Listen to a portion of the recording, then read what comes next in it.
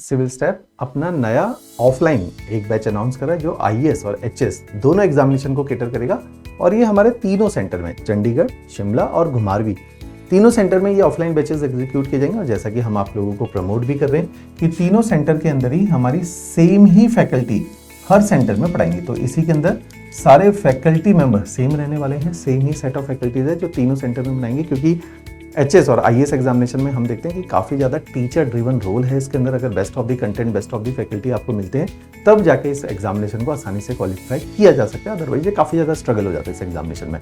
तो हमने फैकल्टी पे काफ़ी फोकस रखा है कि सेम सेट ऑफ फैकल्टी जो चंडीगढ़ में पढ़ाती है, जिससे ऑलरेडी इतने रिजल्ट प्रोड्यूस किए, वही फैकल्टी इन तीनों सेंटर में पढ़ाएंगी।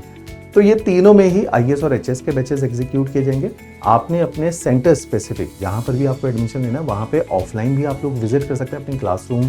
वहाँ पे काउंसलर, वहाँ पे जो सेंटर हेड है उनसे जाके मिल सकते हैं। वहाँ पे जो कंसर्न फैकल्टीज बैठे हुए हैं उनके साथ आप मिल सकते हैं। बैचेस को काफ़ी सिंप्लीफाइड अप्रोच में रखा गया है। अप्रोच सिंप्लीफाइड है, इसका ये मतलब नहीं कि पेपर को निकालना सिंप्लीफाइड है।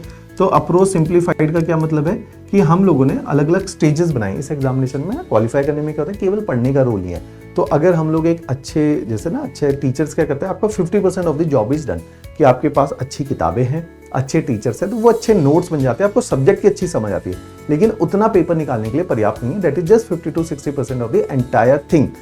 उसके अलावा चाहिए होते हैं हमें अच्छे आंसर राइटिंग सेशंस, अच्छे एमसीक्यूज की किताबें, अच्छे प्रैक्टिस पेपर्स, जिनसे बाकी rest of the 30 to 40% paper को नीट केटर किया जाता है। तो हमने इसी अप्रोच को तीनों सेंटर में अप्लाई किया। और इस बार शिमला में भी हमारे पास अतुल्य एक हमारा बैच चलता है जिसको इंटेंसिव आंसर राइटिंग प्रोग्राम कहते हैं। उसमें 12 बच्चे एनरोल्ड है। तो वो कौन से हैं, जो इस बार एचएस का मेंस लिखने वाले हैं।